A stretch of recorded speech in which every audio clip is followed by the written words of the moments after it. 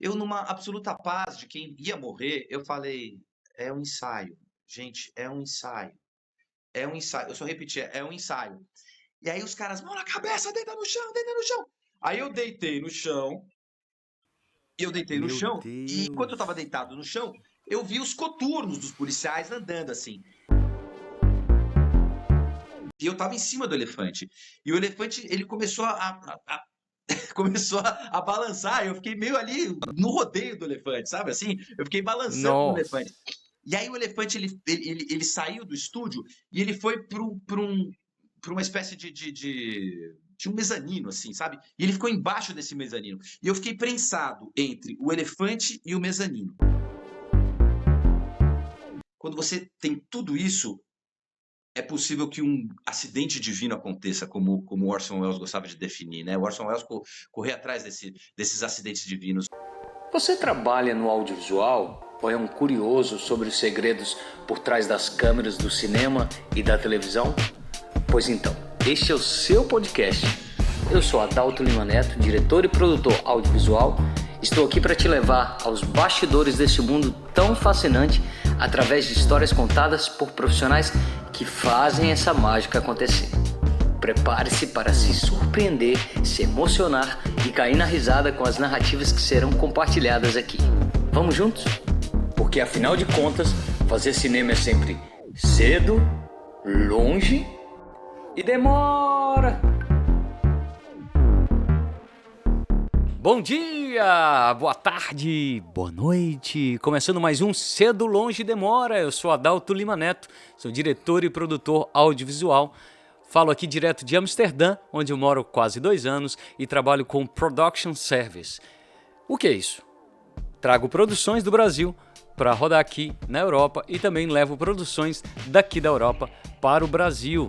E se você não conhece ainda o Cedo, Longe e Demora, aqui eu trago pessoas que trabalham no audiovisual, ou na TV, ou na publicidade, ou no cinema, para contar histórias, para contar causos inusitados aqui, ou engraçados, ou inspiradores, e pessoas que ajudam a fazer essa mágica do audiovisual acontecer. E se você está chegando agora e gostou da ideia desse podcast, já segue o nosso canal e lá no finalzinho, depois que o episódio acabar, você pode dar um like se você gostou e encaminhar também para os amigos, para os familiares, para os inimigos e aí vai. E o convidado de hoje, eu tenho muito orgulho, muito prazer de apresentá-lo e tê-lo aqui como meu convidado nesse projeto. Léo, é pesado.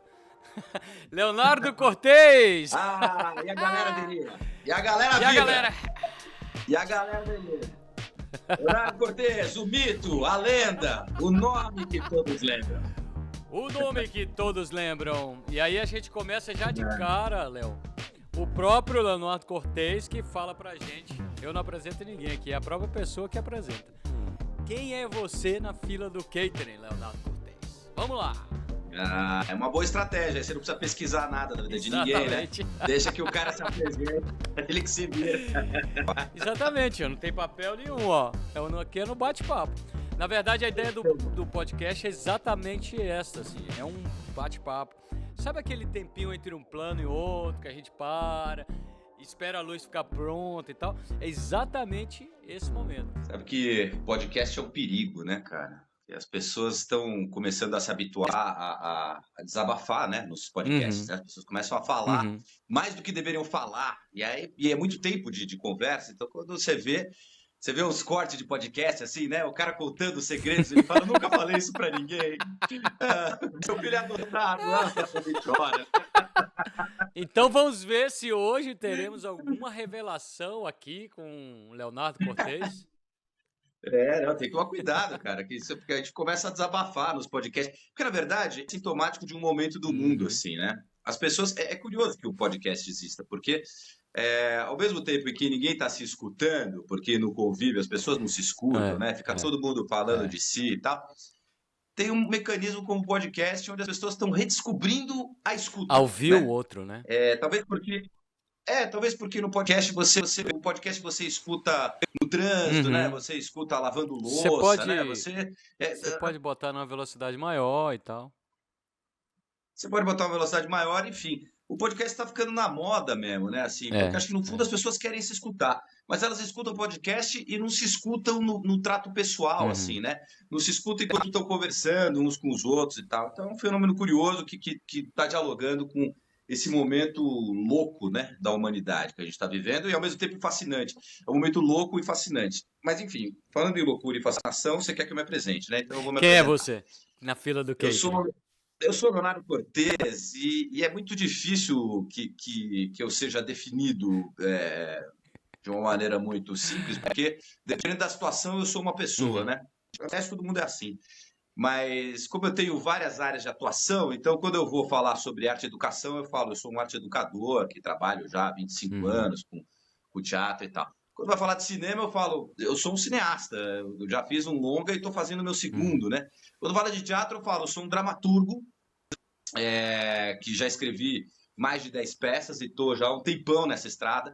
E quando falo de teatro de uma vertente mais voltada para a interpretação, eu falo, eu sou um ator, né?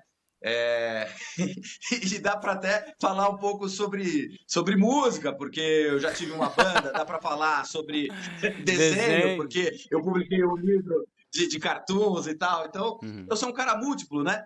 E aí quando fala, pô, por que você é tão múltiplo assim? E aí eu sempre tenho uma resposta, eu falo muitas contas. Muitas São contas. muitos boletos, né, que eu preciso pagar. Então eu sou um cara muito versátil e tal, mas ao mesmo tempo acho que um cara afortunado, porque eu tenho a sorte de ser apaixonado por muitas coisas, gosto de fazer muitas coisas, e modestamente eu acho que eu tenho um certo talento em muitas delas. Então eu vou indo ao sabor dos ventos sem poder dizer que nada tá certo, nada tá certo nessa vida. Tudo é incerto, mas é na incerteza que a gente faz as escolhas e faz com que a vida fique fascinante justamente por isso. E eu posso dar um aval aí, Leonardo Cortez. Porque eu já tive presente em alguns projetos e sei do seu talento nessas vertentes todas aí que você falou. E a última. E a última, como cineasta, que eu acho que foi a primeira grande experiência e foi uma experiência maravilhosa. E aí, agora que já para inaugurar o nosso papo, eu queria agradecer você pelo convite, porque você me chamou no momento que eu estava saindo do Brasil para morar em Amsterdã e ainda deu tempo. E também para me descobrir, você visualizou ali o meu olhar de fotógrafo, ou um olhar diferente ali, e bota uma câmera na mão do Adalto, que o Adalto também está aqui nesse filme, maravilhoso. Muito obrigado, cara. Imagina, eu que te agradeço, Adalto. Foi uma experiência linda que a gente viveu, né? E aos 46 minutos do segundo tempo da tua permanência no Brasil, né? Assim, foi uma coisa que encaixou, deu certo, mas a gente estava ensaiando isso, né? Porque você é um cara... Eu sinto muita saudade de você aqui no Brasil e sinto muito a tua falta, porque você é um cara que qualquer coisa que eu propunha para você, você falava, vamos fazer, né? Então a gente teve vários projetos aí, né? Que a gente estava até preenchendo agora a Lei Paulo Gustavo e resgatei um longa-metragem que a gente concebeu juntos, que é o Crápula Redimido, né? E aí eu falei, pô, tava tudo lá pronto, né? Foi muito fácil escrever no Paulo Gustavo, porque junto contigo a gente já tinha feito todo o material, né? Todo o projeto. Todo o projeto, E eu botei lá, então. E era um projeto que eu queria muito fazer contigo, porque é um projeto de um cinema que eu acredito que tem que ser o cinema que a gente tem que defender a partir de agora, sabe? Que é o verdadeiro cinema independente brasileiro. A gente está falando de cinema brasileiro independente e está confundindo o cinema brasileiro independente com o cinema de baixo orçamento. O cinema de baixo orçamento no Brasil não é independente, porque o baixo orçamento significa muito dinheiro, né? Quando você fala um filme de baixo orçamento, você fala, porra, 2 milhões, né? Eu vou fazer um filme BO, 2 milhões. Porra, 2 milhões é muita grana, né? Assim, é muito grande. Eu tô pensando no cinema independente, que é o cinema ali meu, inspirado no Glauber, né? Assim, câmera na mão, ideia na cabeça, que bebe na novela vague, que a gente pega a câmera e sai filmando, né? E não, né, usa locações, não tem cenário, não tem nada. Chama os amigos, faz uma galera ali e faz um filme. O Crápula Redimido a gente queria fazer assim, né? Eu falei, pô, esse filme é um filme de um personagem, esse personagem tá na interlocução com outras pessoas que ele vai encontrando, e a gente foi pensando nisso, né, Adalto? Falei, porra, meu, é isso, a gente pega a câmera aqui, filma na nossa rua, a cena do asilo a gente filma aqui na frente dessa casa de repouso, nem pede autorização pros caras, entendeu? Filma embaixo da placa, entendeu? E aqui vai ter uma cena na praça, a gente senta aqui, chama a Cláudia, que é minha esposa, chama o meu amigo e tal, não sei o quê. Fazer um filme, porra, fazer um filme, a gente tava nessa vibe, né? E aí eu fiquei muito feliz de ter você no Don Quixote, porque eu acho que a gente estava devendo isso um ao outro, assim, a gente tinha que exercitar essa parceria na prática mesmo, realizando um filme. A gente estava projetando muito, mas projetar as coisas é uma etapa do processo, a gente precisa concretizá-las. Eu sou um cara muito angustiado por concretizar os projetos que eu concebo. Assim. Se eu concebo o projeto e deixo ele na gaveta, me dá uma sensação de que eu estou arrastando cadáveres junto comigo, sabe? Assim, eu não quero ter cadáveres junto comigo, eu quero ter projetos realizados, mesmo que eles se realizem de uma maneira precária, ou cheia de falhas, ou cheia de problemas, entendeu? Eu acho que é assim que a gente aprende, a gente precisa realizar os projetos para a gente poder aprender com eles. E eu aprendo muito com você nesse sentido, viu, Léo? Porque você tem essa vivacidade. Quero colocar... E o Cedo Longe Demora se inspirou um pouco assim nessa vontade sua. Vamos colocar o Cedo Longe Demora assim no ar. E a gente vai ajustando aos poucos a cada episódio e tal. Mas aí com o Don Quixote aconteceram diversos acertos ali. A gente teve uma sucessão de lindos encontros a partir de uma proposta que é uma proposta muito feliz, assim, né? Para quem não sabe, o Don Quixote é um longa-metragem protagonizado por 25 atores que têm síndrome de Down. E é a história do Don Quixote que a gente foi filmar lá na cidade de Tiradentes. E isso nasceu como uma extensão do meu trabalho como arte educador, né? Eu sou um professor de teatro já há muito tempo. E eu tenho um grupo de teatro formado por atores com síndrome de Down que está comigo desde 1998. Assim, já está completando bodas de ouro esse ano. Maravilhoso. 25 anos, e esse grupo é um grupo que se especializou, é um grupo que tem várias peculiaridades, assim, que eu acho fascinantes. A primeira peculiaridade deles é que eles são muito animados, muito apaixonados pelo teatro. Eles resgatam em mim o entusiasmo que eu tinha quando comecei a fazer teatro com 15 anos. Quando eu tinha 15 anos, eu fazia teatro e falava, gente, que universo maravilhoso, que coisa fascinante, eu quero fazer a próxima, eu quero fazer mais, eu quero fazer o próximo espetáculo, e não importa se eu faço num teatro, ou se eu faço aqui na minha casa, ou se eu faço num espaço convencional, ou num espaço louco, eu quero fazer teatro. E esses meus atores com síndrome de Down querem fazer teatro, eles adoram teatro. E é por isso que o grupo é tão longevo, assim, ele parte desse amor, né? E é um grupo que se especializou em recriar grandes clássicos da dramaturgia, né? Que eu acho sensacional. Então, Maravilhoso. e eles estavam nesse momento, eles estavam fazendo Don Quixote, a gente estava empenhado em fazer a nossa próxima peça, quando estourou a pandemia, e aí a gente se viu dentro dessa relação que a gente está estabelecendo aqui, né? Todo mundo tendo que fazer ensaio online, a gente se viu nas telinhas e tal. E aí, quando eu os vi nas telinhas, interpretando com todo aquele amor, com todo aquele afinco, eu pensei, pô, o próximo projeto desse grupo tem que ser um filme. Tem que ser um filme. E aí eu fui estudar cinema, eu já estava querendo estudar cinema, eu já estava querendo embarcar nesse universo do cinema, porque eu percebi... Eu falo pra caralho, né? Você começa a falar... Não, Não, continua o raciocínio. Eu fico na dúvida se a pessoa tá acompanhando. Não, a gente tá acompanhando, continua. No meio da pandemia, eu me lembro até que foi lá em casa. Olha, eu tô precisando instalar esse dedo do cinema aí. Porque a gente discutia isso muito, né, Adalto? Eu tinha em você um parceiro, assim. Eu falava, cara, se eu escrever um roteiro, o Adalto dirige, o Adalto faz a direção de fotografia e tal. Mas é raro você conseguir uma parceria como essa, porque normalmente os diretores, cada diretor de cinema tem o seu próprio projeto, né? Você pode falar com qualquer diretor de cinema, com qualquer estudante de cinema. Todo mundo anda Todo mundo anda com o seu projeto embaixo do braço e todo mundo batalha muito para que esse projeto realize, porque é muito difícil que esse projeto aconteça. Aí quando eu comecei a escrever para teatro e fui percebendo que as minhas peças eram peças que se comunicavam, eram peças que poderiam se desdobrar numa experiência cinematográfica, eu comecei a escrever esses roteiros e comecei a mostrar para diretores assim. E aí eu comecei a perceber que era muito difícil que você encontrasse essa parceria, que você encontrasse um diretor que falasse: não, eu topo, vamos junto, vamos batalhar isso aí, esse filme vai ser meu também. Aí eu falei: bom, realmente, para que esses filmes se realizem, eu preciso ser o diretor desses filmes. Eu preciso pegar e desdobrar essa experiência de roteirista e preciso transformar essa experiência de roteirista na experiência de diretor. E fui estudar cinema. A gente viveu esse momento, né, Adalto? Eu falei: pô, e aí, Adalto, pedi dicas para você, o que eu faço, qual curso que eu faço, e você me sugeriu cursos, enfim, você foi uma pessoa muito importante, de novo, nesse momento, assim. Eu comecei a estudar cinema, aí estudei cinema e falei: vou dirigir o Don Quixote. Levei o projeto para o SESI, e aí o SESI comprou a proposta, porque a proposta era linda mesmo, assim. Fazer o Don Quixote com pessoas com síndrome de Down, e ainda tem esse trocadilho maravilhoso, chamar o filme de Down Quixote. Enfim, era um pacote que cada vez que eu chegava para qualquer pessoa e falava: quero fazer um filme que é a história do Don Quixote, protagonizada por Downs, vai se chamar Down Quixote, ainda vou filmar em Tiradentes, todo mundo ficava muito animado, quero fazer, quero estar junto e tal.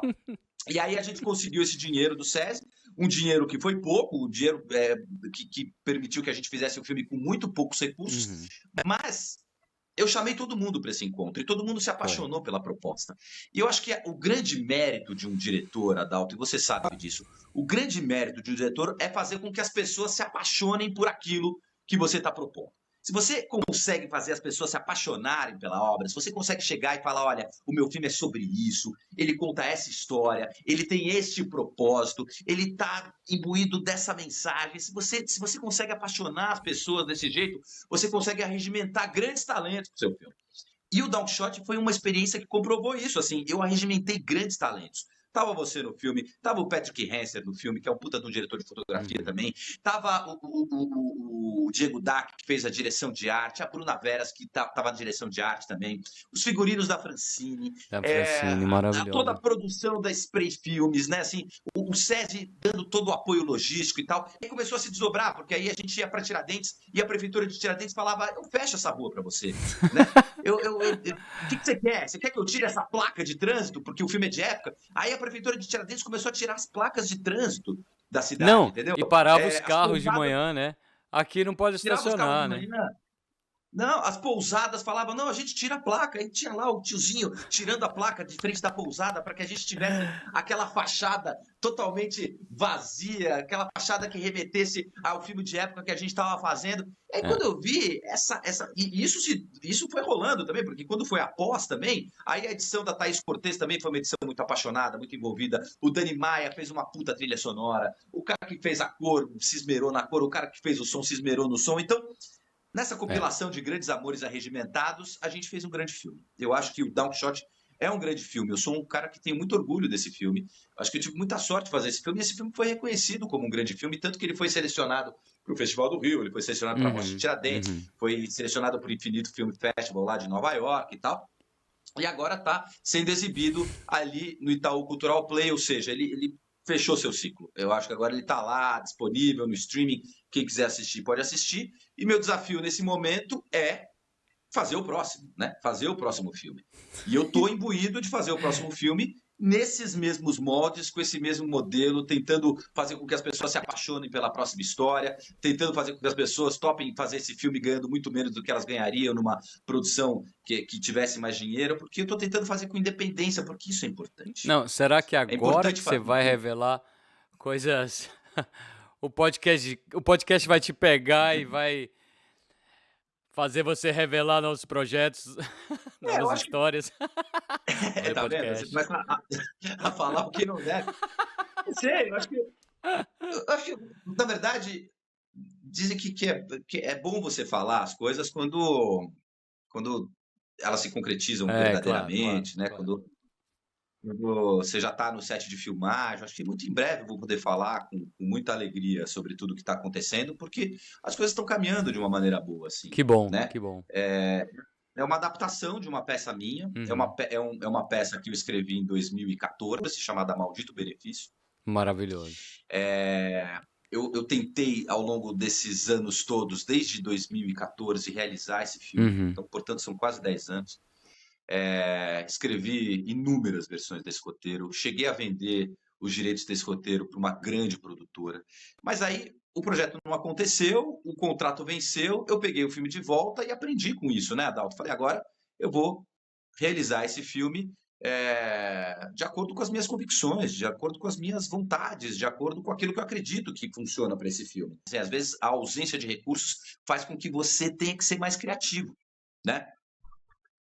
Busca alternativa.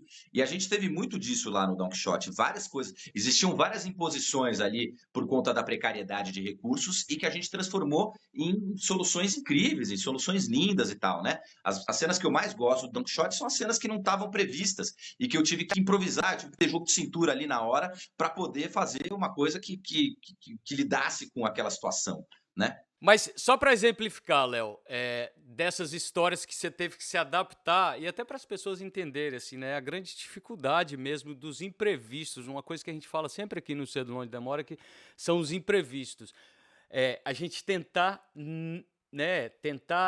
não ter nenhum imprevisto para que os imprevistos que aconteçam sejam os mínimos possíveis, né? A gente tentar pré-produzir tudo antes para que a gente trabalhe só com o mínimo do imprevisto possível. Quando eu fazia teatro lá na ECA, tinha um professor que ele falava assim, o improviso, ele só é algo maravilhoso se você se preparou muito para não improvisar. Então, o que ele queria dizer é o seguinte, quanto mais seguro você está no seu trabalho, né?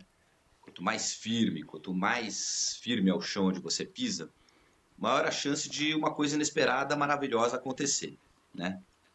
É como os grandes músicos, né, de jazz, né, que improvisam, né? Assim, esses grandes músicos de jazz que improvisam, eles são tecnicamente impecáveis, né? Eles sabem tocar maravilhosamente bem qualquer coisa. E é por isso que eles improvisam, né? A gente tende a confundir o improviso com uma coisa meio desleixada, assim. E isso normalmente não resulta em bons improvisos, assim, né? Quando o improviso vem na carona do desleixo, porque você não se planejou, porque você não se programou, a tendência é que você determine uma atmosfera meio precária ali para o seu trabalho, assim. Fica uma coisa meio feia, fica uma coisa meio sem sofisticação, assim, né? Agora, quando você se prepara muito, quando você se instrumentaliza muito, quando você... E eu acredito nisso, assim, no longa, né? No longa-metragem, quando você decupa as cenas, quando você estuda a cena, quando você vê todas as possibilidades que aquela cena te oferece, quando você radiografa a cena para entender exatamente qual é o significado daquela cena pro filme como um todo, né? Quem que está protagonizando essa cena? O que ela significa dentro da estrutura narrativa? Qual é o personagem que tem que estar destacado, né? Quem é o dono da cena? Quem está coadjuvando nessa cena? Enfim, é um monte de perguntas que você tem que fazer, que fazem parte de um trabalho prévio que você tem que fazer como diretor, para que você chegue muito instrumentalizado no set para realizar essa cena. Quando você tem tudo isso, é possível que um acidente divino aconteça, como o Orson Welles gostava de definir, né? O Orson Welles correr atrás desses acidentes divinos. O acidente divino é isso, é quando você está lá no set e de repente passa um pássaro e, como eu fiz com você, né, Adalto, fala, filma o pássaro! Sabe assim, o pássaro está passando, filma esse pássaro, porque esse pássaro, talvez ele, né, dialogue com a cena, talvez esse pássaro, você saia do personagem, pega o pássaro na sequência, assim, e isso vai ser uma coisa que vai remeter ao psicológico do personagem. Você não planejou isso, mas essas coisas acontecem, essas coisas incríveis acontecem, coisas inesperadas acontecem, você tem que estar atento a isso, né? Agora, você só fica atento a isso se você está tranquilo para realizar o básico, né? Se você está tranquilo para realizar o básico, você tá com o teu olhar para aquilo que está fora do básico, né? Exatamente. Agora, se você nem realiza o básico, você está tão preocupado para realizar o básico, aí o acidente passa o pássaro, você nem vê, entendeu? Porque tá tudo ferrado ali, você não planejou tua cena, você tá confuso, você tá com medo, você tá com a cabeça em outro lugar. A cabeça em outro lugar, e aí você vai deixar o pássaro passar e não vai prestar atenção nesse lindo acidente divino que poderia acontecer, né?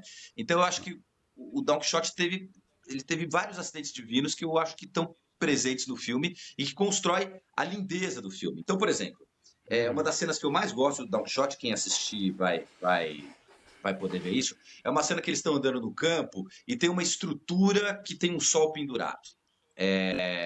Essa cena não estava no roteiro, né? E ela aconteceu porque eu estava um dia lá na pousada e a gente, de fato, ia fazer uma cena que nem entrou no filme, que era uma cena onde o Don Quixote dançava para a Dulcinea. E como o filme é repleto de elementos teatrais que vão invadindo, né, a linguagem cinematográfica, eu pensei em colocar no meio da dança do Don Quixote um sol pendurado ali, para que ele dançasse e o teatro invadisse aquele beco lá de Tiradentes e tal, teria um elemento teatral. E aí o nosso cenotécnico, que era o seu Roberto, ele criou uma estrutura que parecia uma girafa, assim, para que uma girafa gigante. Para que esse sol ficasse pendurado lá em cima. Então, assim, porque o sol tinha que ficar pendurado lá em cima e tinha que ter uma estrutura muito grande para sustentar esse sol. Quando eu vi essa estrutura, eu falei, essa estrutura está tão linda, ele criou uma estrutura com tanto capricho, com tanto esmero, eu falei, essa estrutura tem que aparecer no filme. E aí tinha um grande descampado ali que a gente ia usar para fazer uma cena, eu falei, coloca essa estrutura nesse descampado que eu quero fazer eles chegando, eles vão se aproximando e essa estrutura vai aparecer e as pessoas vão falar, meu, que coisa doida é essa? Ficou uma coisa meio feliniana, assim, sabe? Uma coisa meio do Fellini ali, né, naquela cena. Eu gosto muito dessa cena. Eu acho que esse é um exemplo típico, assim, de uma dinâmica de filmagens que estava muito conectada, as pessoas estavam muito em harmonia, a gente estava muito tranquilo para realizar o filme, e aí eu olhei para uma estrutura e falei, coloca essa estrutura dentro da cena que a gente vai fazer uma nova cena para o filme, incorporando um elemento teatral que dá um sentido onírico, dá um sentido mágico, né, para aquele momento do filme. E a gente teve outros momentos também. Eu lembro que a gente choveu muito durante as filmagens, né? E a chuva é um terror para quem está fazendo um longa-metragem, né? Quando tem uma chuva, você corre o risco de perder uma diária. E perder uma diária num longa-metragem é um caos, assim. Qualquer diária que você perde é um prejuízo monumental, você pode botar a perder o seu filme, né? E começou a chover muito no filme. E toda vez que choveu, eu falei, vamos incorporar essa chuva. Vamos fazer dessa chuva um elemento para o filme, assim. Então, um dos ganhos que eu tive com a chuva, por exemplo, foi colocar todas as cenas do nosso narrador, que é o cara que é o Diogo, né? Que o filme todo acontece na cabeça de um dos Downs que está muito triste porque por conta da pandemia ele não pôde realizar a peça de teatro pela qual ele é apaixonado, junto com os amigos que ele gosta muito. Então ele está na pandemia, exilado lá em Tiradentes, e ele começa a decorar o seu texto, e aí o filme vai acontecendo na cabeça dele, porque ele vai decorando o texto e ele vai imaginando o que seria fazer a história do Don Quixote lá em Tiradentes, com os amigos dele e tal. Eu tinha concebido essa cena para ser feita num jardim. A gente fez um tech scout lá, e tinha um jardim lindo lá, tinha um banco com uma cerca viva. Eu falei, vai ser aqui, ele vai ficar sentado aqui decorando o texto. Eu imaginei uma coisa linda ali para ele fazer. E no dia que a gente foi gravar essa cena, caiu um baita de um pé d'água, a gente não podia gravar ali. E eu falei, claro, essa cena tem que ser feita internamente, ele tem que estar dentro da sala, tem que estar oprimido dentro da casa, a chuva lá fora vai dialogar com isso, o cinza do céu vai dialogar com isso. Então a gente teve elementos da natureza que dialogaram com a angústia do personagem de estar preso em casa, sem poder sair, sem poder ter o sol, sem poder pandemia, ter pandemia e tal, não sei o quê. Então fizemos todas as cenas do Diogo dentro da casa, e eu acho que funcionou muito bem, porque aí ficou um contraste com as cenas do lado de fora, com a natureza e tal, né? Essa mesma chuva caiu violentamente na cena de despedida do Don Quixote com a Dulcinea, que eu tinha decupado inteirinha para ser realizada numa fonte, tem uma fonte histórica lá em Tiradentes, e eu falei, eu quero fazer nessa fonte, eu quero fazer um contraste com essa água que cai, eu quero, de repente, que ela pegue um pouco dessa água, coloque no rosto dele e tal, não sei o quê. Eu tinha decupado, me inspirando, inclusive, no Eles Não Usam Black Tie, naquela cena dos feijões, assim, eu queria fazer planos ali nas mãos deles e tal. Caiu esse baita pé d'água. Você já tinha posição de câmera, para quem não sabe, já tinha posição de câmera, Sim. Já tinha tido todo um preparo, né? Todo um preparo, e a gente chegou a posicionar a câmera, aí a chuva caiu, a gente, puta, vamos sair, bota todo mundo lá refugiado na van e tal, não sei o quê. E aí tinha uma árvore num canto, a gente olhou para essa árvore e falou, tem que ser embaixo dessa árvore, né? Aí a equipe toda se prontificou a colocar uns plásticos ali, né? Para evitar que a água caísse em cima dos atores. A gente fez uma tendinha embaixo dessa árvore e fizemos a cena toda embaixo dessa árvore. E é uma das cenas que eu mais gosto no Don Quixote. É uma cena linda, assim. Essa cena embaixo dessa árvore resultou num enquadramento lindo, resultou numa comunicação entre eles, porque aí a água cai no rosto dos atores, entendeu? Se mistura com as lágrimas. Então aí você fala, cara, é um acidente divino. É um acidente divino. Essa chuva que caiu na hora certa, mas não é que caiu na hora certa, ela caiu, entendeu? E aí você tem que ter um olhar. Eu acho que é um exercício de olhar, sabe, Adalto? Eu acho que esse teu podcast, o Cedo, Longe, Demora, ele tem uma proposta que é linda, que é mostrar para as pessoas que, a partir deste exercício de olhar, você vai poder construir uma obra que não é a obra que estava pré-concebida, mas é a obra possível, é a obra que dá para realizar e que tem que ser realizada, né? Então, diante das intempéries, diante dos problemas, diante da falta de dinheiro, diante da chuva que cai, diante da lente que você não tem, você tem que descobrir outras soluções criativas e, a partir disso, você vai construir um outro filme que, com certeza não, mas assim, muito possivelmente vai ser melhor do que aquilo que você concebeu, né? Então, o Don Quixote foi uma experiência que me ensinou muito, assim. Depois do Don Quixote, eu falo, eu encaro qualquer coisa. Eu encaro fazer esse outro filme. Eu encaro fazer esse outro filme nessas outras condições e eu nem sei como é que vai ser. A gente está trabalhando com baixo orçamento, eu não tive possibilidade de conhecer a locação, eu não vou conseguir ensaiar muito com os atores, eu não vou conseguir fazer as coisas da maneira ideal e tal, mas quer saber, o filme vai ficar demais. O filme vai ficar sensacional, porque eu estou aberto, eu estou franco atirador, eu vou me preparar, eu vou me instrumentalizar, eu estou decupando esse filme, eu estou conversando com o Patrick, eu estou fazendo reuniões com a equipe, eu vou me instrumentalizar para realizar da melhor maneira possível, mas eu sei que os imprevistos vão construir a grandiosidade desse novo longa-metragem. Entendeu? Maravilhoso, você falou tudo, assim, Cedo, Longe, Demora, com imprevistos, mas a gente adora, né? A gente adora e tem que se apaixonar mesmo, tem que se apaixonar pela incerteza, entendeu? Imagina, se o mundo tivesse lotado de certeza, se o mundo tivesse lotado de certezas, a gente não tinha escolhas. E o audiovisual, ele é um processo fascinante, apaixonante, porque ele é lotado de escolhas. E as escolhas são muito radicais, né? Porque você escolher uma coisa é você perder outra.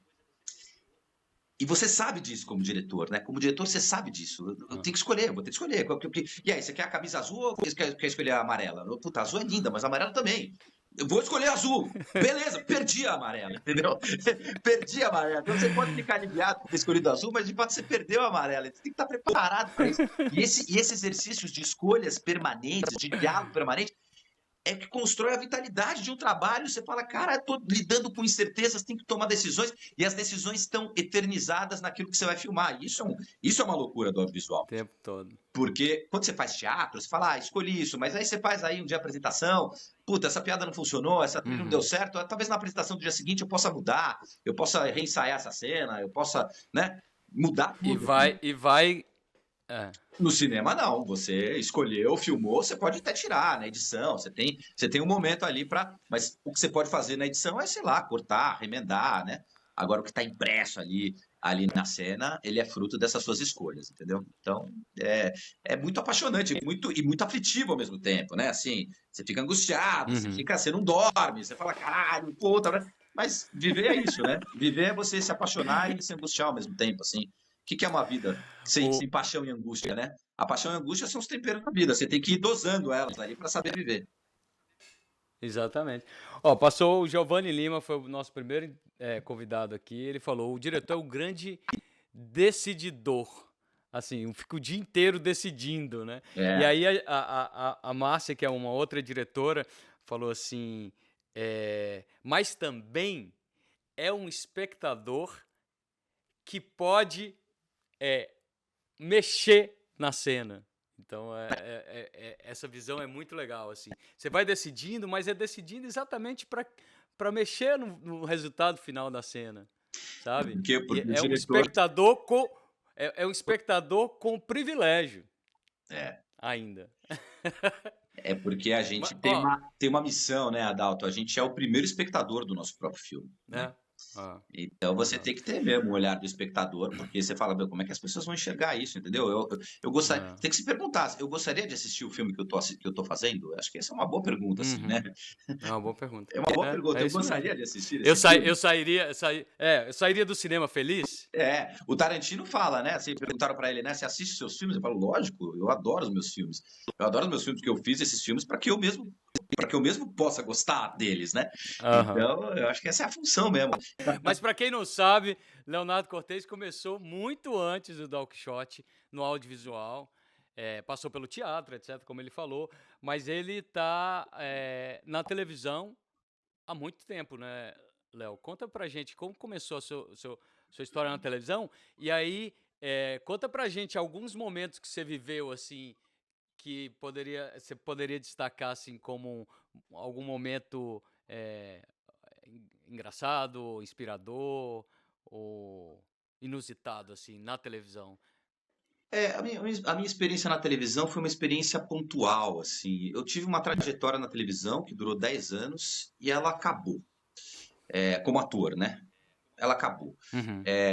Eu acho que ela pode ser resgatada, é um lugar que eu gostei muito de estar, mas foi um lugar onde eu não investi a minha energia vital, e isso fez muita diferença. Eu sinto Uhum. que para você construir uma carreira de ator na televisão, você tem que ter um foco Tem que estar naquilo, ali. assim.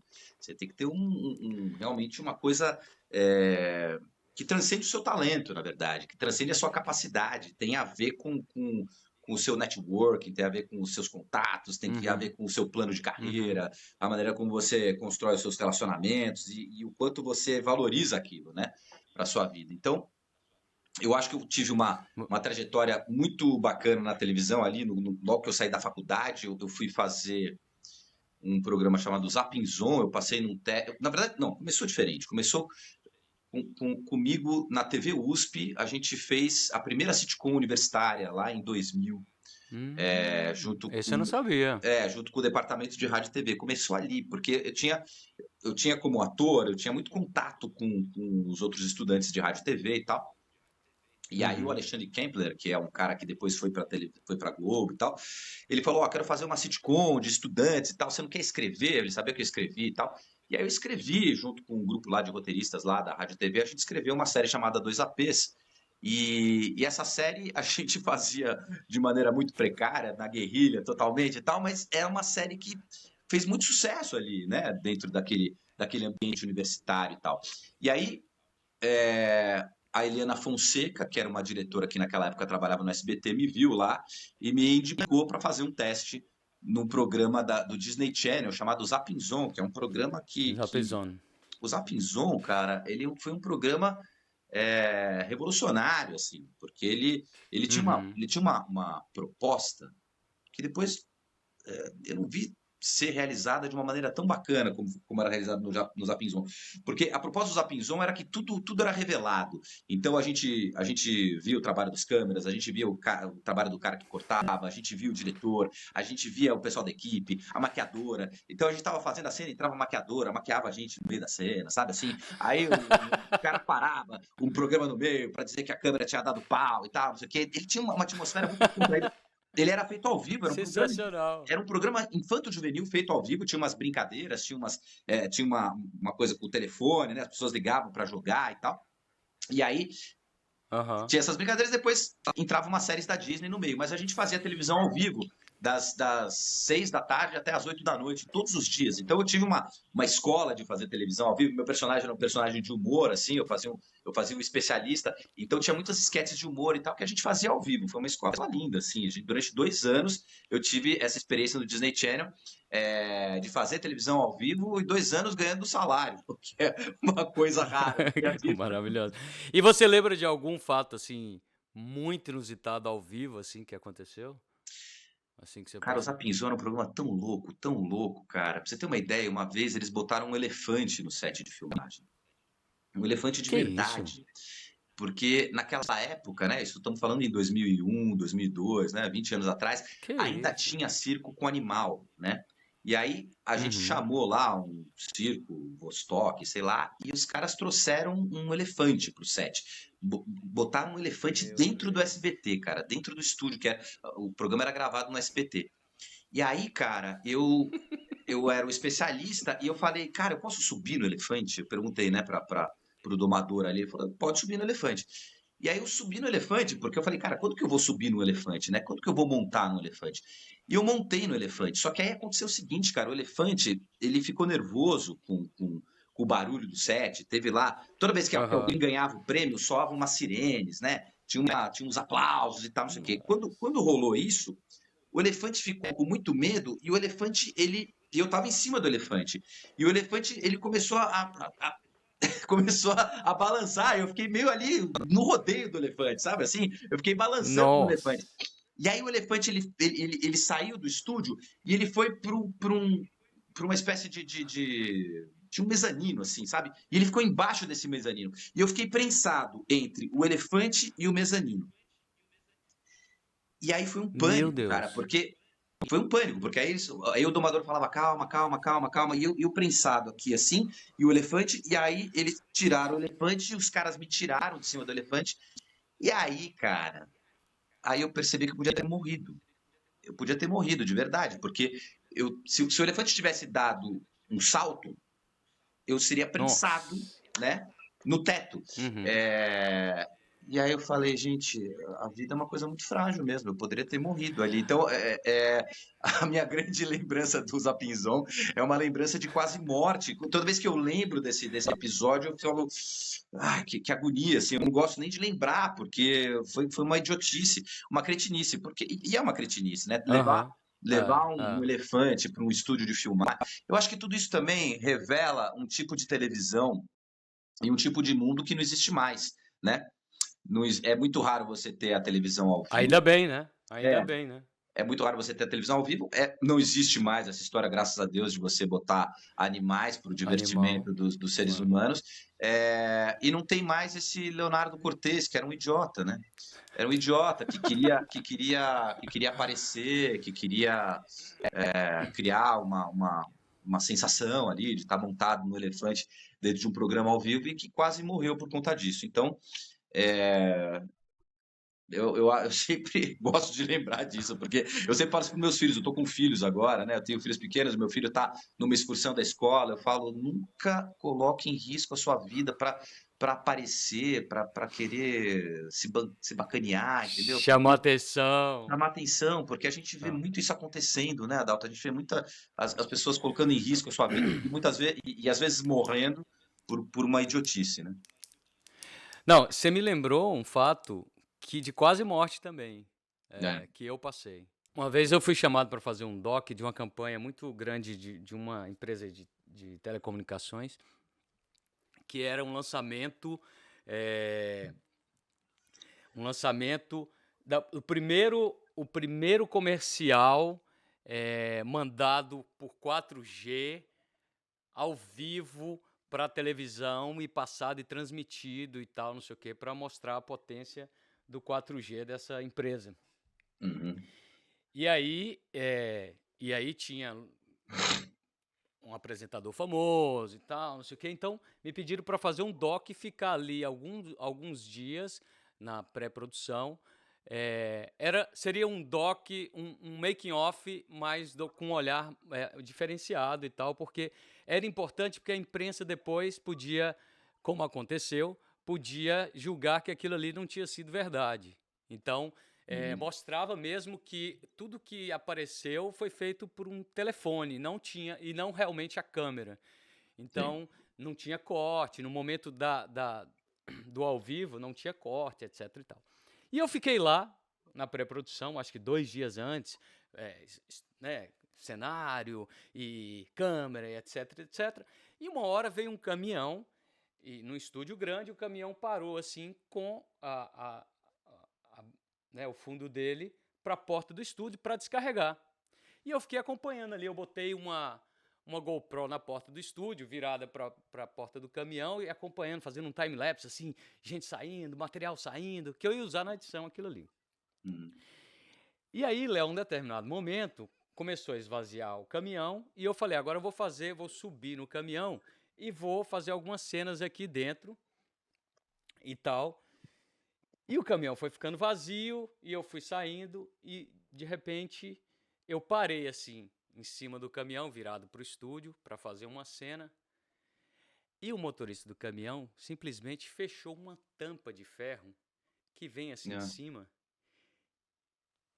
E nesse momento que ele fechou a tampa, eu abaixei. É. E assim, por alguns segundos, aquela tampa não foi direto na minha testa, assim. Pá! Sim. E eu tenho isso frame a frame, porque o time-lapse estava Uhum. exatamente focando em mim ali, na tampa do caminhão. E naquele momento, por alguns instantes, eu poderia, por alguns segundos, se eu não tivesse abaixado para descer do caminhão, eu podia ter morrido ali. Sim. Então, olha isso. Olha a loucura que é isso. Imagina. É um ambiente bem insalubre mesmo, assim, né? Você tem que ficar muito atento, né? Como é um ambiente de muitos entusiasmos, né? De muita euforia. Muitas vezes você fica eufórico mesmo, né? A euforia de ter um grande enquadramento, né? De você ter uma sequência, de você correr atrás de um grande resultado. Isso coloca em risco mesmo a sua vida, entendeu? E não só a sua vida, né? Coloca em risco a vida de uma equipe toda, né? Então, como diretor, a gente tem que estar numa consciência absoluta também sobre, né? Em relação a essas coisas, né? É preciso que você tenha também, além de todo o entusiasmo e todo o amor que você tem pela obra, a consciência de que você está lidando com uma equipe grande num ambiente de risco, né? E, portanto, todo cuidado é pouco, né? Todo cuidado é pouco. Quando eu fiz o Máximo e Confúcio, que foi uma série que a gente escreveu para a TV Cultura, que era um spin-off do Papai Sagunada, que eu fiz junto com o Ricardo Correal, eu escrevi uma cena que tinha um atropelamento, onde o Confúcio era atropelado. E aí eu escrevi essa cena do atropelamento e cheguei pro assistente de direção e falei, olha, é muito fácil fazer essa cena. Sabe o que a gente vai fazer? É o seguinte, você pega o carro, você faz ele parar. No que o carro parar, eu me jogo em cima do capô, e aí a câmera vai estar dentro do carro, vai dar um puto efeito de atropelamento, entendeu? E aí esse cara se recusou a fazer a cena. Ele falou, não vou fazer isso. Eu não vou fazer isso. Eu falei, cara, mas não tem perigo nenhum. Eu falei, não vou fazer isso. Aí eu falei, porra, não tem perigo, que saco, meu. Aí ele virou pra mim e falou uma coisa muito séria. Assim, ele falou, cara, é o seguinte, você é o protagonista dessa série. Se acontecer qualquer coisa com você, tem 50 pessoas aqui que vão ficar sem emprego de um dia pro outro, entendeu? Se você não puder fazer mais essa série, essa galera toda que você tá vendo no set e tal, vai ficar tudo sem emprego, vai ficar tudo sem trabalho. Então, na verdade, essa consciência você tem que ter mesmo. Você tem que ter. É um trabalho coletivo imenso, onde cada pessoa faz parte de uma engrenagem muito complexa. Só que tem certas pessoas dentro dessa engrenagem que são insubstituíveis. No caso, os atores protagonistas. Então, se você perde um ator protagonista, você perde o seu filme. O Terry Gilliam viveu isso, né? Quando fez o Don Quixote. Já que estamos falando do Don Quixote, ele viveu isso.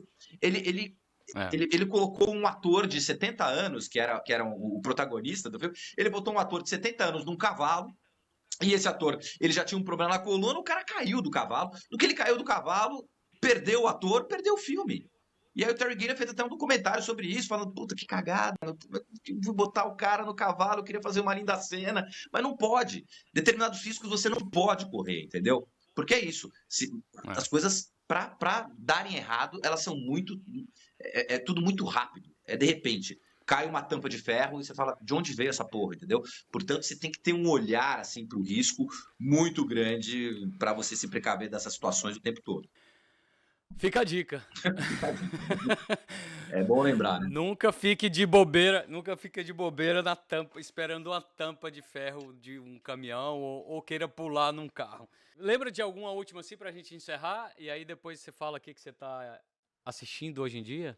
Pra deixar de dica aí? Olha, a experiência mais tenebrosa que eu vivi no audiovisual foi quando eu fiz um curta-metragem chamado São Paulo Nos Pertence. Era a direção do Zé Roberto Pereira. Foi um curta-metragem que eu fiz logo depois que eu saí da faculdade. Eu tinha uns 27, 28 anos. E era um roteiro que eu escrevi baseado numa ideia que eu tive do Zé Roberto, que contava a história de um sequestro relâmpago. Então era um playboy que era sequestrado por dois marginais. E aí, não tinha Pix naquela época, então assim, os marginais sequestravam o cara e eles falavam, toca para um banco 24 horas. E eles iam para um banco 24 horas, estava fechado. E iam para o outro, estava fechado. Eles não encontravam um banco 24 horas fechado. Só que um dos marginais, um dos caras que tinha feito o sequestro, ele era um cara... Aberto, na verdade. Oi? Não encontrava aberto. Não encontrava aberto. Aberto. Eu falei, o que eu falei? Fechado. Então, não encontrava aberto o banco 24 horas, não tinha nenhum banco 24 horas funcionando.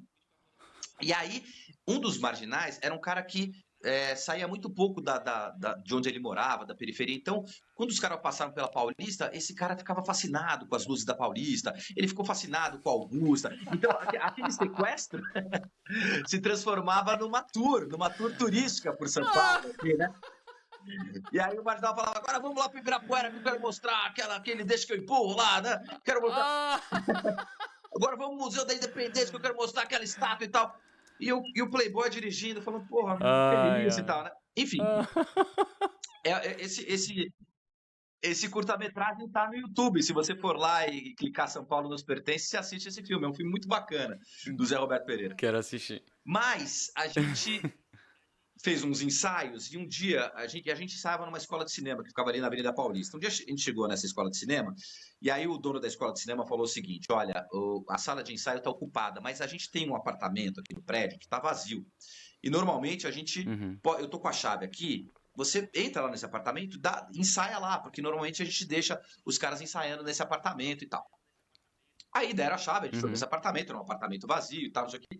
E nesse dia o Zé Roberto... Ele entrou numas de que a gente não estava fazendo com verdade o sequestro, que a gente não estava conseguindo assustar o Playboy, né? Não estava conseguindo assustar o ator que fazia esse Playboy. Aí ele falou, vamos fazer um laboratório, entendeu? Eu quero que vocês aterrorizem esse cara, aterroriza o cara, entendeu? Aí ficou eu e o Robson Nunes. Eu e o Robson Nunes ficamos aterrorizando o Guilherme Jorge, que era o ator que estava fazendo o Playboy. E aí a gente ficava gritando, seu Playboy, você vai morrer, filha da puta, passa a grana, seu bosta, você vai morrer, você quer morrer? E ele, não, pelo amor de Deus. E a gente lá, vai se fuder, você vai morrer, seu desgraçado, tá. Bom, o que aconteceu? Os vizinhos ouviram e chamaram a polícia.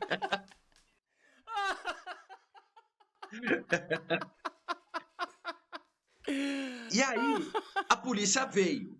A polícia chegou pro porteiro e perguntou, quem que mora lá no apartamento 112, né? O porteiro falou, o apartamento tá vazio, esse apartamento há muito tempo que ninguém mora lá. Aí os polícia falaram, os caras pegaram de cativeiro, subiram, né, no 112 e ficaram de butuca. Quando eles ouviram tudo aquilo que estava acontecendo, cala a boca, Playboy filha da puta, vai morrer, cala a boca, cadê a grana, não sei o quê. Os caras chamaram reforços. E aí vieram outros policiais, e outros, e eles armaram um esquema de guerra na frente do apartamento. Meu Deus! E aí, Adalto, e a gente tava lá fazendo. De repente a gente começa a escutar uns gritos assim, cara, uns gritos no corredor. Casa caiu, vagabundo! Mão na cabeça, filha da puta, casa caiu. Aí a gente falou, o que tá acontecendo, né? E aí eu olhei pro Zé Roberto, assim, e o Zé Roberto falou, não, relaxa. Aí eu falei, não, Zé... Estão imitando a gente. Segue. Eu falei, não, tá acontecendo uma coisa, cara. Aí, o apartamento tinha duas portas. Tinha uma porta, que era a porta da sala, e tinha uma segunda porta que dava para uma área de serviço, que dava para um corredorzinho, assim, né? Aí eu abri essa porta da área de serviço. Do que eu abri essa porta da área de serviço, tinha um batalhão de 15 policiais com um fuzil apontado para mim, assim. 15 policiais. Mão na cabeça, vagabundo, mão na cabeça lá! Aí eu me vi.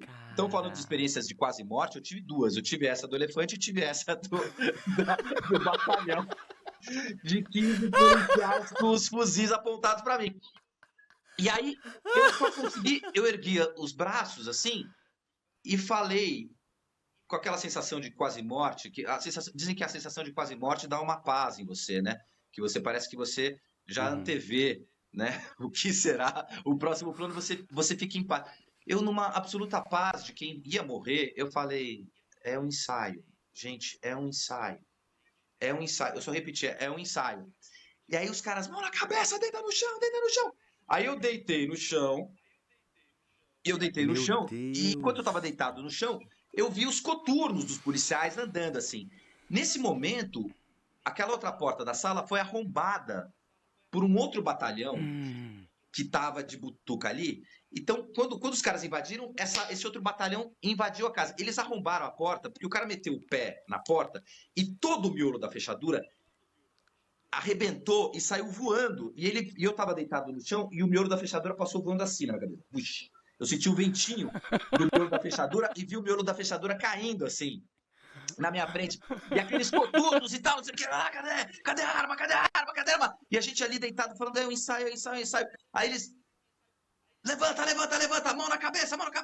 Na parede. Eles botaram a gente na parede, eu, o Robson, o Guilherme e o Zé Roberto, os quatro ali na parede, com a mão na cabeça. Vira! A gente virou. No que a gente virou, tinha aquele batalhão de fuzilamento na frente. Aí um policial olhou pro Robson e falou, é o cara da Malhação. Você tá brincando. Ele reconheceu um dos atores. Ele falou, é o cara da Malhação. Do que ele falou, é o cara da Malhação, aí a ficha caiu pros policiais. Aí aquilo que a gente tava repetindo o tempo todo, ensaio, os caras não entenderam. Os caras estão ensaiando, porra, mano. Aí, tipo assim, os caras abaixaram a mão. E aí, esse grupo de policiais se dividiu entre dois comportamentos distintos. Uns ficaram muito putos. Porra, vocês são uns idiotas. Vocês querem morrer, seus bostas. Vocês podiam ter morrido. A gente Por que você faz atirou. isso? E o outro grupo tava fascinado com o nosso talento. Ele falava, como é que vocês conseguem? Cara, vocês são bons pra caralho. Mas que consegue, mano? Vocês são bons, porra, a gente acreditou de verdade, a gente quase atirou em você, mano. Vocês correram realmente risco porque vocês são bons pra caralho. É por isso que tá na Malhação. Puta, cara, e aí eles foram saindo, a gente teve que ir na delegacia, preencher um BO, porque, puta, eles mobilizaram não sei quanto. Aí eu desci, quando eu desci, tava na frente do prédio, tinha um negócio de isolamento, um monte de viatura e uma galera em volta. Só faltou o da pena, cara. Só faltou vir o da pena pra bater ao vivo. Sequestro na Paulista e tal, não sei o quê. Cara, e aí Gente de Deus. A gente foi, né, trêmulo, assim, a gente foi pra um bar e tem umas fotos, assim, o Zé Roberto tirou fotos da gente, a gente tomando cerveja, falando, gente, que é isso? Que loucura, meu Deus, como é que isso aconteceu, cara? A gente quase morreu, olha só a cagada, que cagada, que cagada. E aí você vê de novo, né? De novo, o quanto o cinema é uma coisa de risco. Você precisa deixar tudo muito organizadinho ali no entorno. Fazer um cinema guerrilha significa você colocar a sua equipe em risco, assim, porque como ele é muito como o cinema é muito de verdade, é muito possível que as pessoas olhem e falem, meu, tá acontecendo uma coisa, cara, tá tendo um assalto, ele tá agredindo a mulher, ele tá gritando, ele tá berrando, e isso acontece muitas vezes, assim, né? Muitas vezes muita gente tem histórias pra contar, né, no cinema, dos caras que estavam fazendo a cena e um cara passou na rua, achou que era de verdade, eu tenho uma eu tenho uma no meu primeiro curta, Ana Flávia Cavalcante tava discutindo, era uma cena, Ana Flávia Cavalcante, e aí um casal, era um diretor, amigo, e a esposa dele emprestaram o apartamento para fazer as cenas, né? E depois e o casal da cena, a Ana Flávia, tinha uma discussão e tal, não sei o que mais lá. Depois a esposa dele me falou, Adalto, a minha funcionária foi questionada no prédio por outra funcionária. E aí, o casal tá bem? Tá tudo bem? Porque eu ouvi ontem uma gritaria e tal, não sei o que, no apartamento. Também teve isso. Não chamaram a polícia. É o famoso a briga de marido e mulher, as pessoas ainda não metem a colher, né? Tava rolando e ninguém meteu a colher. Como essas são a síntese da sociedade, né? Porque ela deixou acontecer, né? Ela deixou acontecer. Deixou acontecer. Mas sabe que... Mas é isso, Léo. Nossa, eu acho que... Não, mas só para concluir, acho que isso tudo mostra o seguinte, a gente como artista tem uma vantagem muito grande, né? Porque o artista e o louco, eles trabalham com o mesmo material, né? Que é a loucura, né? Que é o paroxismo e tal. Só que o artista volta, né? O louco fica. Então você vai lá, você flerta com a loucura, você entende qual é a loucura e depois você volta e reflete sobre isso. E essa é a importância da arte, assim, na verdade, né?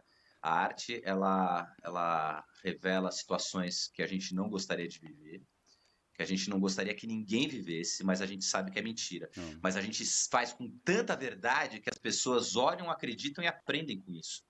Né? E aprendem com isso. É o princípio do teatro grego, né? Da catarse que eles promoviam. Né? Os gregos sacaram isso lá atrás, há 3 mil anos atrás, 4 mil anos atrás.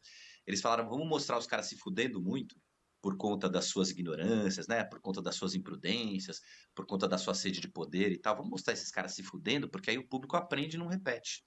Né? Então esse é o propósito da arte. Assim, cada vez que eu faço uma peça de teatro, um filme, eu falo o que eu posso ensinar aí a partir da minha experiência, como é que eu posso ir até a loucura e voltar para que as pessoas aprendam e tenham uma vida melhor. A função da arte é essa, né? É melhorar a vida das pessoas, como já dizia o Tom Jobim. E com esta frase linda, a gente encerra essa entrevista. Com essa frase linda. E eu ainda queria falar para concluir essa frase, eu acho que um grande exemplo disso é o seu último espetáculo, Veraneio. Ah, sim. Né? Que eu, infelizmente, não consegui assistir, mas quem sabe, a próxima vez que eu for para o Brasil, ou se eu quiser uma turnê aqui na Europa, hein? Hã? Nossa senhora. Não vamos sonhar coisas impossíveis. Não quero viver desse tipo de ilusão. Eu já sou um cineasta brasileiro, eu já sofro o suficiente. Mas só para falar do Veraneio, o Veraneio ele tem uma premissa didática que eu acho muito valiosa e que constrói o sucesso do espetáculo. De fato, é um grande sucesso mesmo. A peça foi indicada para 4 prêmios no Prêmio Bibi Ferreira e tal. E a gente vai voltar em cartaz no ano que vem, você vai poder assistir. Mas o Veraneio é uma comédia que fala sobre a tristeza, e isso é uma coisa muito interessante, assim. É uma comédia sobre gente triste. Quando você pensa em comédia, você pensa em coisas coloridas, bufônicas, né? Gente atrapalhada. Alegres e tal. Essa não. Todos os personagens são tristes. E aí ele tem uma função didática, assim, que é você colocar a tristeza no seu verdadeiro patamar. É você não superestimar a tristeza em detrimento do reconhecimento da sua própria força. Eu acho que existem coisas, tenho certeza, existem coisas com as quais não dá para fazer brincadeira, né? Assim, saúde, né? A morte, né? Essas coisas, é difícil brincar com isso. Agora, existem problemas na vida que são fortes, são sérios, são tensos, mas se você olhar em perspectiva, você consegue extrair humor disso, né? Então, assim, dá para dar uma brincadinha. Dá para dar uma brincadinha. Então, se você tá vivendo uma relação tóxica no seu trabalho, né? Se o teu trabalho tá uma bosta e tal, e você tá vivendo ali um burnout, claro, é uma coisa séria, uma coisa horrível e tal, não sei o quê, mas daqui a um tempo você vai poder achar graça disso. Daqui a um tempo, você olhando em perspectiva, você vai poder falar, gente, que ridículo, por que eu dei tanta importância para um projeto como esse, que já acabou, com pessoas tão idiotas com as quais eu não vou mais conviver, entendeu?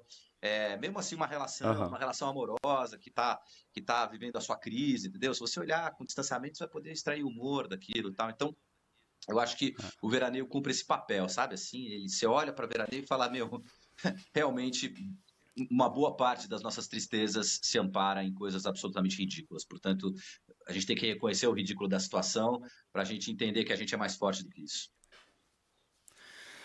Nossa senhora! E o que você tá assistindo? Vamos ver. Deixa uma dicasinha aí de o que você tá assistindo hoje para as pessoas. Eu assisto todo dia Seinfeld. Eu não sou Seinfeld? Eu tenho um ritual com a Glaucia, que a gente vai dormir e a gente sempre assiste um Seinfeld e dorme no meio.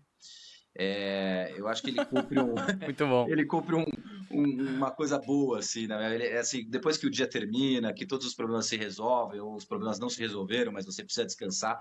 Eu assisto o Seinfeld, que é uma série que eu já vi 15 mil vezes, episódios que eu amo, que eu adoro, e que eu sei que se eu dormir no meio eu não vou perder nada. É diferente de você assistir uma dessas séries que Breaking Bad, se você perde um capítulo, ferrou, né? Você perde todo o fio da meada, você tem que assistir, prestar atenção, né? Então, eu assisto o Seinfeld com esse propósito de relaxar e de revisitar essa coisa maravilhosa que é essa série, que talvez seja...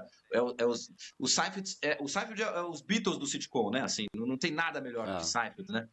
Talvez o The Office sejam os Rolling Stones, assim, né? Então, o The Office tá ali. Estão os dois, assim. Então, o Seinfeld é um lugar que eu assisto muito. Agora, eu tô me instrumentalizando também para fazer meu próximo longa-metragem. Então, eu tô assistindo muitos filmes de cineastas que filmam com simplicidade. E isso eu tô realmente pesquisando, é uma pesquisa minha, assim.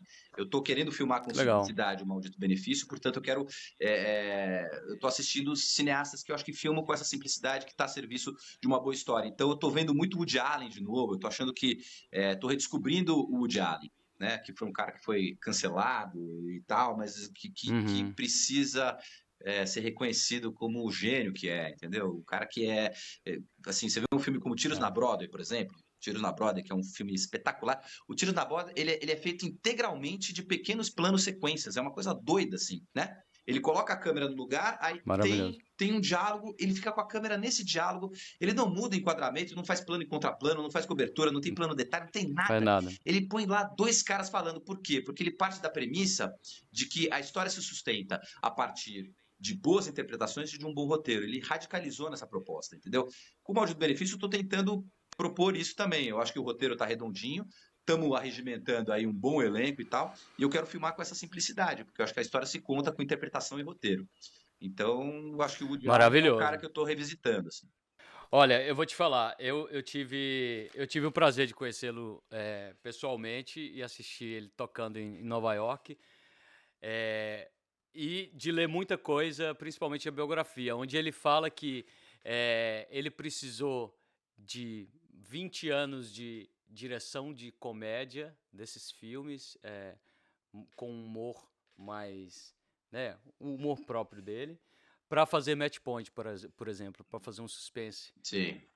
Né, que para mim é a grande obra, obra-prima dele, dentre outros, mas o Match Point para mim é acabando bem.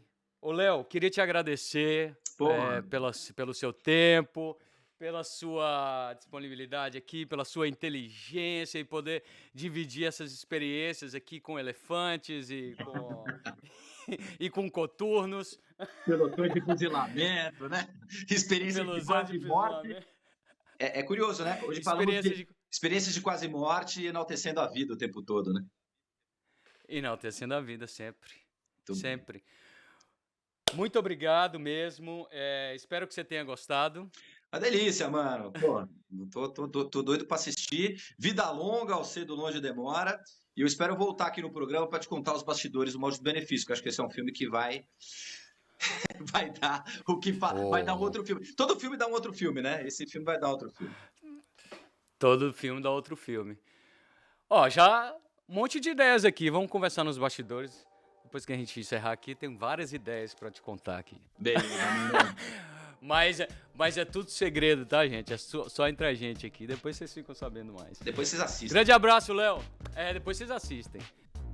É isso. Mais um episódio do Cedo Longe Demora. E eu só tenho a agradecer. Agradecer ao Léo, agradecer a você que ficou até agora aqui com a gente. E pedir aquele like. Agora é o momento daquele like suculento. E encaminhar também para os seus amigos, para os familiares, para ver os perrengues que a gente passa por aqui. E se você não assistiu os episódios anteriores, este é o momento. Clique aqui e acesse, faça aí uma maratona com os outros episódios passados, tá bom? E sexta-feira que vem a gente se vê. Sexta-feira que vem episódio 10, tá bom? Até mais ver. Fui, tchau, tchau.